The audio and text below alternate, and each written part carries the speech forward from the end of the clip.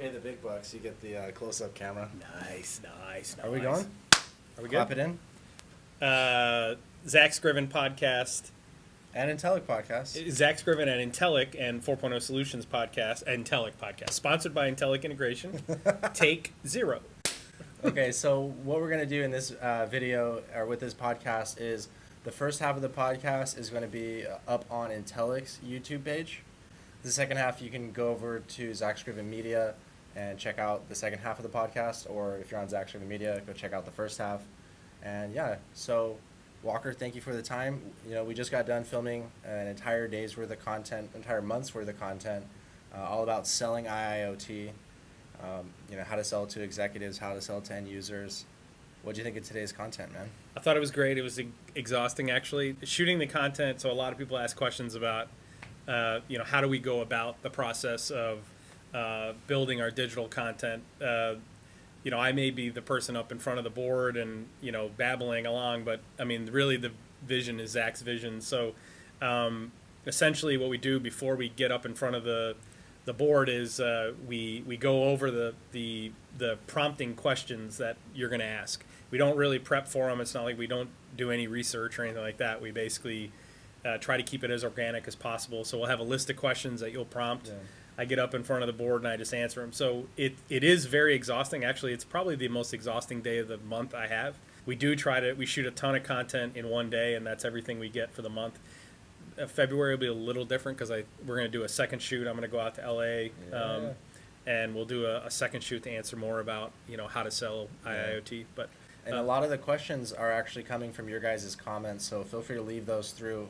We actually might even pull some of those up in this kind of longer format video. And really the reason why we want to do this is to further engage with the community, you know, get to know you guys better, you guys get to know us better, and really document our journey, because it's been a wild ride, you know. I mean, shoot, it just seems like yesterday where I was hitting you up to be number 7 on the Zack Scriven podcast. I just came up with this wild idea to do Automation Month, and now it's almost Automation Month again in May. So, which, by the way, I'm actually excited for, because I think now you've already done, like, you've done this one run through with it, right? Yeah, this is number 64 podcast, I think. So everyone knows what to expect with Automation Month. So now I think more people will be pining to get on the podcast during that month. To maybe Corso would be a perfect guest. Dave from Corso, Alex. Get them both, actually, for Automation Month. That would be great to get them on. Derek Stickler. Yep. You know, we had Sean Terrell, but maybe I'll have him on again. Obviously, you as a frequent guest. Graham, we get Graham on there, I think getting Jeff Nepper from Canary Labs would be. I've been wanting to get Jeff for a while. Jeff, I'm coming for you. Yeah, Vikram. Vikram from Easy Automation. He just called me. Actually, called me. I need to call him back. Sorry, Vikram, if I haven't called you back by the time you see this. Brandon, Dustin, Eric Compton, all the other automation influencers on LinkedIn. You know, just amazing community, and you know, I'm surprised, like, people really enjoy not only being on the podcast, but really listening to the podcast, listening to people's stories. Yeah. And it's my honor and pleasure to be able to share that with the audience. And it really it did start with you, man. Yeah, well. And now look at what we're doing and look at what we're creating. And it's because I was the only one who was crazy enough to do it first. and crazy enough to be my first client at Zack Scriven Media, which was a blessing. Well, but the truth, you know, it's funny you mentioned that. So one of the questions that a lot of people have asked me over the last, so our digital marketing campaign started 7 or 8 months ago now, right? June, I believe. We got a lot of questions about, you know, number one, how much does it cost? You know, how much are you spending on digital media? Number two, what's the process you go through to shoot the digital media? What's your goal? And then number three, has it returned any, you know, are you getting prospects and that kind of stuff from it? So initially what I said was, you know, and I actually said this in a previous video, that, you know, no, clients aren't calling us and saying we want you to do our project. That actually isn't true anymore. So now what's happened is we've really hit our stride, and we've actually gotten a lot of leads, about a half dozen really high quality leads at this point over the last like 6 weeks or so. And those leads are actually from all 3 verticals. So the verticals that 4.0 Solutions is really focused on is systems integrators, OEMs, and end users. And we've gotten inquiries from all three verticals. That is systems integrators wanting us to come and teach their team how to leverage IIoT. So that's the first one. The second one is OEMs, manufacturers who want to leverage IIoT. Interestingly, one of them is a motorcycle manufacturer wanting to leverage IIoT in their manufacturing processes. That is using IIoT technology on the motorbikes that they make to send data back to the manufacturer. And then obviously the last one is the systems products companies. Yeah, products companies, right? And the Sorry, last I one freaked is out because I'm looking at the, you distracted me when you looked at the. When I was looking at it at the angle, like the light looked off, Yeah, it and looked so I off, was right. like, I'd hate to do this whole thing. And So it's actually turned out to be a lot of, it has sparked a lot of interest. But I would say the biggest advantage of what we've been doing digitally is all the people we've been introduced to within the community. One of the biggest challenges that we've had is finding like-minded thinkers.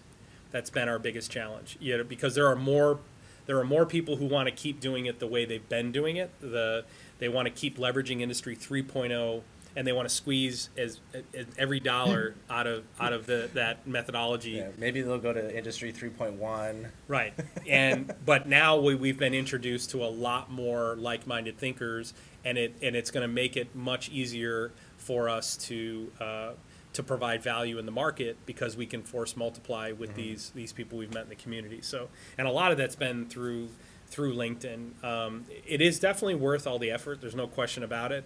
It is difficult. There's no way it's easy, and developing good content is not easy. So It took us a while to find our stride, and really from not only you to as the one in front of the camera, me behind the camera, but also behind the algorithm, behind the community.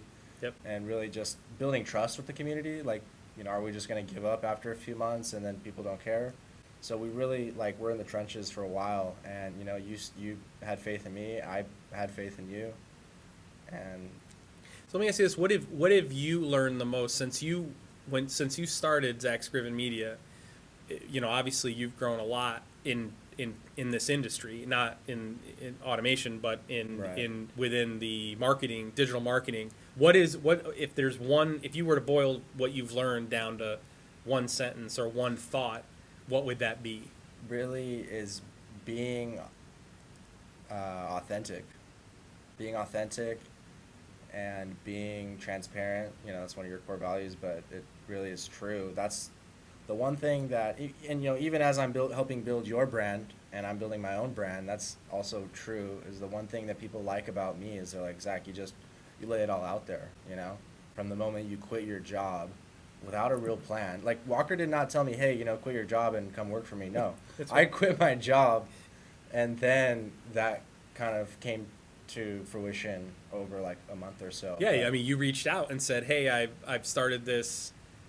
How did that even? Did I reach out to you after you said you were doing it? I reached out to you when we were doing the podcast. So we said we were going to do the podcast, and then like a few days later, I reached out and said, "Hey, would you want to sponsor it?" And I had already Right. filmed an ad, and the ad was kind of funny. It was just kind of like joking that it was an ad, but it like actually became a real thing that they paid me not only to run that ad, but they sponsored the entire automation month for the Zack Scriven podcast. So like, how much to do the whole, we'll not only sponsor that one episode, we'll do the whole month. Right. So that kind of blew me away, that not only was someone willing to pay for, I realized I had something valuable there, right? And obviously it wasn't enough to live on, but it was the concept that I could create content in the industrial automation industry and reach an audience that was willing to listen, and partner with advertisers that are willing to reach that audience, and they all win together, right? There's not one losing party, right? My audience doesn't get mad that I work with brands like Flow Software, like Intellic, like 4.0 Solutions, like other brands like Aviva that I go to their conferences, like Ignition, Inductive Automation. Canary Labs, the whole. They like that. They want to know more about those companies, and they want to know about it from a neutral third-party perspective. I mean, it's one thing to get on and watch a Canary Labs video from Jeff Nepper. They definitely should be doing that, and they are, and that's awesome. But you kind of have to take those videos with a grain of salt, because it's like, okay, of course, They're selling Of it. course, Don Pearson is gonna love Ignition, right? Okay. Well, what does someone in the actual industry think? What does Walker Reynolds think? And so, by helping create that podcast, I'm able to help share those stories, not just of my own, but of the community. And I think that's the force multiplication, and it's really what drives me. Like the money, I started out making like less than a third of what I was making, and I'm getting that back up. And doing Upwork has really helped. And now that our videos are more successful, like we have more Revenue streams and yeah, YouTube AdSense is going to start kicking in, and like there's going to be more opportunities, affiliate sales. So I'm not worried about the money. What really drives me is the passion of changing the industry, and that aligns with your passion. One of the biggest things that I've learned throughout this process, because now, I mean, if we have literally been contacted by thousands of people. I mean, and by contacted, I mean, never mind the fact that, my following has increased, more than 100%, almost 200%, I think. Intellic's following we're at like 2,000 almost. Yeah, 2,000%. Or so that means we're at 100. Went from 50 to 2,000. Yeah, we went from 50 followers to 2,000 followers. Our YouTube channel went from zero. Yeah, from 0 to whatever we are Right. now. You had your personal channel, right? But your personal channel is also starting to see more traffic and hits. That's right. And a lot of the original videos are on that. And so so never mind the fact that we've increased that following, which is obviously is important, but there are literally thousands of people that have reached out to us. I mean, if I wanted to, I could spend my entire day just talking with the people who have reached out to us because of this following. I cannot tell you how many emails we're getting, how many direct messages we're getting. Hey, I saw your video on YouTube about X, and I want you to tell me a little bit more about it. I've been having this problem. Can you help me through it? A lot of the inquiries have been related to selling IIoT, the challenges that people are having selling IIoT, which is the topic of our whiteboard series this month. We actually pivoted the topic to selling the benefits of IIoT. Although we do get a little technical, right? We do get a little bit. Actually, we get very technical in one of the videos about what is the value of IIoT to the system integrator. Yeah. But the big upside is just all the people that we've met and all the relationships that we've established. I mean, it's been profound. It really has been profound. What I'll say, the biggest thing that I've learned throughout this process is just how many people out there are that need help. That's really, I mean, it's a blessing to have an opportunity to help them, honestly. So one question that I have for you is, when you say other integrators are not our competitors, they're our colleagues, they're our collaborators, what do you say to someone who doesn't buy into that mindset? Well, okay, so, I mean, it all goes down to my belief that the world is not zero-sum, right? So there are basically two types of people in the world. There are people who, and you can use lots of different analogies, but I boil it down to this. There are people who see the world, the glass is half empty, and there are people who see the glass is half full. One of the things that I talked with my team about, or actually we interviewed a new guy today, and the analogy I used in that interview was there are two types of people in the world. There are people who get punched in the mouth. They fall down, they curl up in the fetal position, and they start to cry. And then there are the guy who gets punched in the mouth, and he gets up, dusts himself off, and figures out how not to get punched in the mouth again, right? It's the exact same thing, right? So I see the world, I don't see it as a zero-sum game. I believe that you can create a market where a market didn't exist. I believe that by collaborating with people who are supposed to be your competitors, you can create new markets. Right. For like example, 4.0 solutions. Exactly. You can create 4.0 solutions. But let's use the systems integrator as an example, okay? There's an integrator based in Indiana who we had a major account in Tennessee, or a major account in Indiana, in southern Indiana. And I heard through the grapevine that there was this one developer who worked for this integrator in Indianapolis who was interested in developing with Ignition. Okay, now these guys are a competitor, in theory, of Intellic integration. So I reached out to this developer, and what my mindset was, what I need to do is I need to get more integrators using Ignition, especially in the Northeast and in the Midwest. Because Allen Bradley and the Allen Bradley products and all that stuff have such a foothold in the Chicago and Midwest area, so in Iowa and in Chicago and Indiana. In those manufacturing hubs, they have such a foothold. So I set up a meeting with this kid, a young man.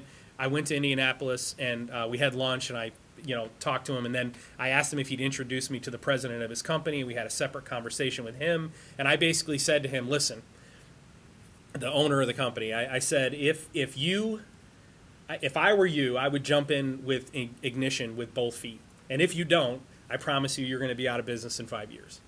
I then invited them to Southern Indiana so that I could introduce them to our client that we had there.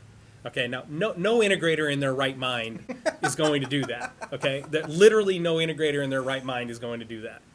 But I did that for two reasons. Number one, if I introduced my competitor to my customer, and the plan was we wanted to hand that client off because they're in Indianapolis and we're here in Dallas primarily, and it just makes way more sense for them to support them as long as I can teach that integrator how to support Ignition, so that we're not constantly having to travel to Indianapolis or to Indiana. So I introduced them to my customer.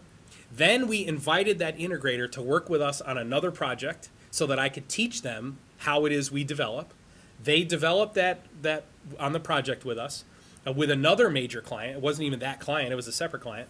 Then I went to ICC and met with their president and encouraged that they continue to work with inductive automation. And today, so this was a couple of years ago, today they are a premier integrator operating in Indiana. They now have that account that we had in Southern Indiana. We handed that account off to them. We never received any work or anything like that in exchange. But here's what happened. By doing that, they are doing Ignition training in Indiana all the time. And what has happened now is we are getting calls from Chicago. We are getting calls from Indianapolis. We are getting calls from end users all over the Midwest who are asking our company to come help them do migrations from one-to-ware to Ignition or to implement IoT solutions. And here's the point. It's counterintuitive, right? Most integrators see that as zero sum. I've got one client in Southern Indiana, and if I somehow lose by teaching you, my competitors, to support who's supposed to be our client. Right. But it was in the client's best interest for them to have an integrator down the street as opposed to having to work with us in Dallas. But there wasn't anyone with the expertise to do it. We needed to create the expertise. But by creating the expertise, we created a new market in the Midwest for our company. Yeah. So in the end, we force multiplied. We made a partner, right? We created a partner. We kept our client happy. And long term, it generated additional revenue for us. So it isn't a zero-sum game. 100%. But I want to do one more example. Okay. I'm pulling up someone I want to name drop here pretty soon. But So earlier last week, we flew to Tennessee. There was a bid that went out for a facilities management SCADA project in Ignition. And we were one of the companies that was asked to come bid that. We don't generally bid projects. Most of the stuff we're doing is enterprise level. There's not normally competition. There isn't a whole lot of people who do the stuff we do. But anyway, there were two other integrators. There were like 7 or 8 integrators there, but there were 2 other integrators there I know very well. And both of them are good Ignition integrators. One's a big one and one's a small one. One's out of Atlanta and one's got offices all over the country. So the 3 of us were kind of sitting together during the bid release, and we were asking all the right questions, and we encouraged the customer to rewrite their RFQ. We asked them, we said we highly recommended that they break the RFQ out into 2 phases. So the first phase would be all of the automation and communications and network architecture needed to be done. And they should use the EPCs that were in the room who were not Ignition developers to do that work. And then the second phase should really be the Ignition SCADA development. Okay. So the customer listened to us and broke that out. In fact, I just received the email today. But I went to lunch with those 2 Ignition integrators, and I told them, we're not going to bid this project. In fact, what we're going to do is we're going to withdraw our name because you guys are here. You guys both have offices that are closer. It makes more sense. There's efficiency gains. That's right. You guys can help this customer. They don't need us to do it. And what I'm going to do is we're going to withdraw our name, and I'm going to recommend that they select from you 2. That's what I will do. Again, No integrator in their right mind is like the integrators I've worked for. Integrator 3.0. That's right. Integrator 3.0 is never going to do that, no matter what. No matter what, they're never Right. going to do that. And the reality is, We're kind of born with that. It's kind of almost like a survival instinct, I think, and we kind of have to overcome that. And I want to talk about an example in digital marketing, but I want you to finish that. well, that it's a good point. The point is that it is counterintuitive. It doesn't make a lot of sense. There aren't a lot of people who really, the cynics out there really believe that we're talking a bunch of bullshit, honestly, about seeing the community as colleagues, when the reality is we really do. And I assure you, any other integrator that's ever worked with Intellic integration will tell you, listen, they do things that we've never seen before. I mean, it's just because it really is at the core of who we are. The community is something special. It really is something special. And when we will truly affect change, that is, and what is that change? It's revitalizing manufacturing in the United States and recreating the middle class by creating these tech jobs within discrete manufacturing in the U.S. That's the responsibility we've been tasked with. The way that we will be able to achieve that goal is when we actually work together as colleagues and not compete against each other as competitors, right? That's ultimately, if you want to know what the core value, where that comes from, that's where it comes from. So I want to share my my version of that story example, but from the digital marketing perspective. But you're going to have to go catch that over on Zack Scriven Podcast. We'll link that channel below, Zack Scriven Media. But real quick before we do end it and switch over to that story, perfect example of life is not a zero-sum game. I was flying out here this morning, and it's such a simple story, but it illustrates the concept perfectly. I was flying out here, and I had an aisle seat, which is nice, right? And a woman was, she came and sat down next to me, and I get up, get back down, and she's sitting down, and I see this other guy that she's with, and I'm like, it looks like her husband, and I'm like, hey, is that your husband? And she's like, yeah, and I'm like, well, why doesn't he? I'm like, sir, why don't you just sit right here? And he's like, oh, that'd be awesome, but like I have a middle seat. Like, why would you want to trade an aisle seat for a middle seat?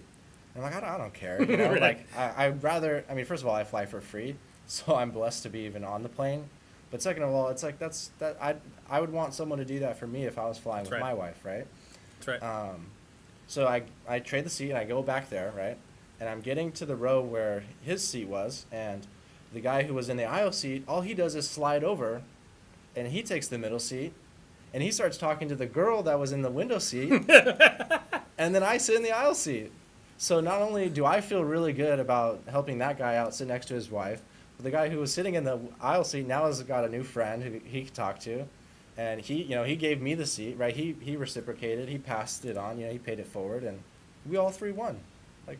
So we just created value out of thin air because I wasn't trying to be like, no, this is my window seat. And consequently, if it had gone the other way, you could create acrimony out of thin air as well. And it is a much more pleasant world to be in when you live in a world where value is created out of midair rather than acrimony. Right. So now I want to talk about the digital marketing story.